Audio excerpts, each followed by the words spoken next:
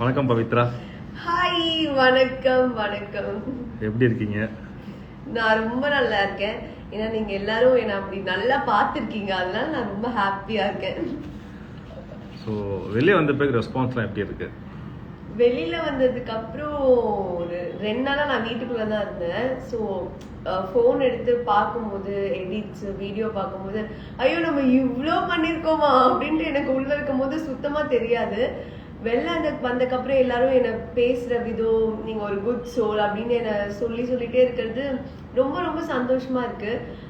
ஏஞ்சல்னு சொல்றாங்க, பொக்கிஷம்னு சொல்றாங்க.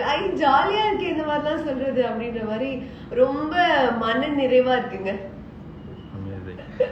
ஸோ நீங்கள் வெளியே வந்த உடனே ஃபர்ஸ்ட் பண்ண விஷயம்னா என்ன விஷயம்?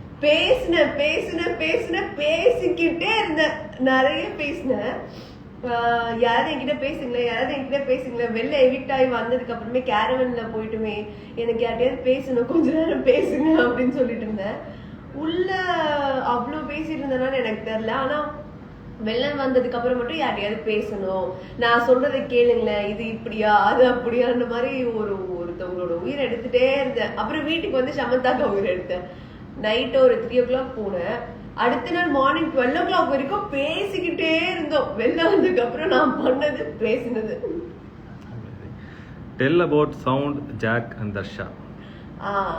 சவுண்ட் வந்து ஒரு மாதிரி யூனிக்கான ஒரு கேரக்டர்.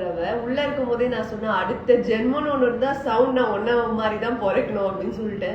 ஏன்னா எதை பத்தியும் யாரை பத்தியும் யோசிக்க மாட்டா. அவளுக்கு என்ன தோணுதோ அதை செஞ்சிருவா. செஞ்சுட்டு ஆமா நான் இதுதான் செஞ்சேன், இப்ப என்னன்னு சொல்றீங்க, அதுக்கு இதுதான் நான், அந்த மாதிரி ஒரு ஸ்டேட் ஆஃப் மைண்ட்ல இருப்பாள். அது வந்து பார்க்கவே ரொம்ப ஒரு மாதிரி ஜாலியா இருக்கும்.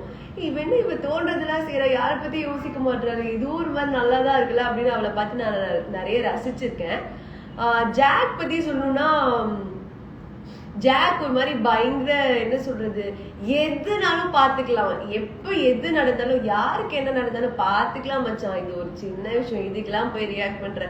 வீக்கெண்ட் திட்டு வாங்கிட்டு இருப்போம், அப்ப கூட அவ ஓகே சார் அப்படின்ட்டு போயிருவா அசால்ட்டா. என்ன இவ்வளவு கூலா இருக்கா, பயங்கர ஒரு மாதிரி. அவளை பார்க்கும் போதே நம்ம இந்த மாதிரி ஹேண்டில் பண்ணோம் சில விஷயங்களை அப்படின்னு தோணும். தர்ஷா பத்தி சொல்லணும்னா, அவங்க ரொம்ப ரொம்ப இன்னசென்ட்.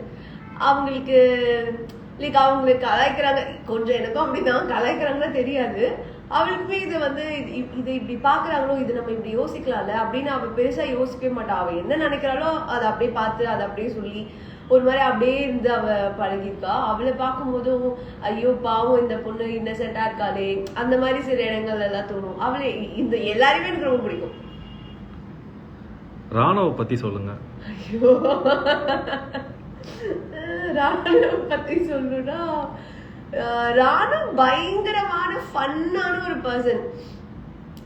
நான் ஏதோ ஒண்ணு பண்றேன் பவித்ரா, நான் ஏதோ ஒண்ணு பண்றேன், நான் அதை பண்றேன் இது பண்றேன், என்னப்பா நீ பண்ற, கடைசி வரைக்கும் எனக்கு தெரியவே இல்லையே, அந்த மாதிரி இருந்துச்சு. ஒரு ஜாலியா இருக்கும் ராணுவ இருந்துச்சுன்னா. அவரு இத பேசுறாரு, அதை சொல்றாருன்றதை தாண்டி சீரியஸான கான்வர்சேஷன்ல கூட ராணுவ பார்த்தா எனக்கு சிரிப்பு வந்துடும். ராணு ஒரு நல்ல பர்சன், ஒரு குட் சோல் அந்த வீட்டுக்குள்ள. அவரை சுத்தி என்ன நடக்குதுன்னா தாண்டி அவர் அங்க என்ன பண்றாரு அதுலதான் அவர் ஃபோக்கஸ்டா இருப்பாரு. ஃபன்னா ஜாலியா இருப்பாரு ராணு. பிபில நீங்க ரொம்ப என்ஜாய் பண்ண டாஸ்க்னா என்ன டாஸ்க் சொல்லுங்க? செங்கலா சொல்லுவேன். ஏன்னா என்ன ஒரு முயல் குட்டி நம்மளால அவ்வளோ ஹோல்ட் பண்ண முடியுமான்னு எனக்கே அன்னைக்கு தான் தெரிஞ்சிச்சு. அந்த டாஸ்க்ல வந்து அவ்வளோ பேர் என்னை இழுத்தாங்க, நான் அப்படியே பிடிச்சிட்டே இருந்தது வந்து எனக்கே ஆச்சரியமா இருந்தது. பரவாயில்லையே நம்ம கொஞ்சம் ஸ்ட்ராங்கா தான் இருக்கும் போலயே அப்படின்னு நான் யோசிச்சது வந்து செங்கலா டாஸ்க்ல தான். ஸோ எனக்கு அந்த டாஸ்க் ரொம்ப பிடிக்கும். நீங்க ஃபைனலிஸ்ட் ஆவீங்கன்னு எதிர்பார்த்தீங்களா? என்னங்க கேள்வி இது, புரியல எனக்கு. நான் தாங்க கப்பே ஜெயிப்பேன்னு எதிர்பார்க்காம எப்படிங்க பிபிக்குள்ள வர முடியும்? ஃபைனலிஸ்ட் ஆகும்னு எதிர்பார்த்தேன் கண்டிப்பா. ஒரு பாயிண்ட் வரைக்கும் என்னன்னா, எனக்கு புரிய ரொம்ப லேட் ஆயிடுச்சு. இது என்னவா இருக்கும், ஏன் நம்மள எல்லாரும் இப்படி சொல்றாங்க அப்படின்னு ஒரு டவுட் இருந்துட்டே இருந்துச்சு. அதுக்கப்புறம் நானா ஒண்ணு கத்துக்கிட்டு விளையாட ஆரம்பிச்சதுக்கு அப்புறம் எனக்கு ரொம்ப ஒரு மாதிரி கான்ஃபிடன்ஸ் வந்துச்சு. நான் ரொம்ப ஜாலியா ஃபைனலிஸ்ட்ல கப் அடிக்கிறோம்டா அப்படின்னு ஒரு மைண்ட் செட்ல விளையாடிட்டு இருந்தேன். அமேசிங். உங்களுக்கு பிபில பிடிச்ச பர்சன் யார், அவங்கள பத்தி சொல்லுங்க. ரொம்ப பிடிச்ச பிடிச்ச பர்சன் வந்து ஆனந்தி எனக்கு ரொம்ப பிடிக்கும் பிபில. ஏன்னா அவ நிறைய இடங்கள்ல வந்து அவளோட பெர்ஸ்பெக்டிவ் ரொம்ப டிஃப்ரெண்டா இருக்கும். நானும் அவளும் பேசும்போது எங்களோட 2 பேருமே ஒரே பெர்ஸ்பெக்டிவா அவ வேற விதமா சொல்லுவா, நான் வேற விதமா சொல்லுவேன். அவளை நான் ரொம்ப நம்பினேன் நிறைய இடத்துல. அந்த நம்பிக்கைக்கு வந்து அவ என்னைக்குமே எனக்கு வேற எதுவுமே அவ லைக் எப்படி சொல்றது, கேமுக்காகவோ எதுக்காகவோ ஒருத்தவங்களை கீழே தள்ளணும், இல்ல அவங்கள பத்தி நம்ம தப்பா பேசணும், இல்ல அவங்கள பத்தி நம்ம வேற ஏதாவது அங்க போய் பேசணும், அந்த மாதிரிலாம் எதுவுமே இல்லாம அவ ரொம்ப ஜென்யூனா இருந்தா, ரொம்ப உண்மையா இருந்தா. ஸோ வந்து எனக்கு ரொம்ப பிடிச்சது அவளோட கேரக்டர், அவளோட எல்லாமே எனக்கு பிடிச்சது. அப்படி சொன்னா எனக்கு ஆனந்தியே ரொம்ப பிடிக்கும்.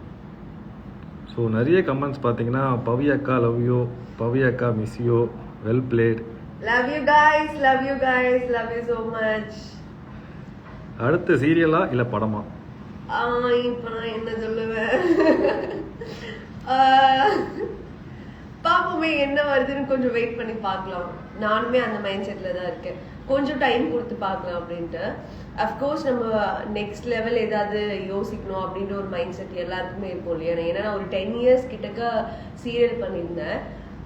இதுக்கப்புறம் நான் எக்ஸ்ப்ளோர் பண்ணணும், நிறைய கத்துக்கணும் அப்படின்னா நான் நெக்ஸ்ட் லெவல் போகணும். ஸோ அதுக்காக தான் நான் வெயிட் பண்ணிட்டு இருக்கேன். தீபக் அண்ணா பத்தி சொல்லுங்க. தீபக் அண்ணா வந்து பிக் பாஸ் சொன்ன மாதிரி ஒரு ஜென்டில்மேன் அவரு. ஏன்னா அவருக்கு 25 years எக்ஸ்பீரியன்ஸ் தான் இந்த கேம் ஃபுல்லா அவருக்கு ஹெல்ப் பண்ணிருக்குன்னு நான் நினைக்கிறேன். ஏன்னா அந்த அளவுக்கு ஒரு மாதிரி மெச்சோர்டா எந்த இடத்துல என்ன பேசினா சரியா இருக்கும், எந்த இடத்துல என்ன பேசக்கூடாது, யாரை என்ன சொல்லணும், யாரை என்ன சொல்லக்கூடாதுன்னு ஒரு மாதிரி பக்கா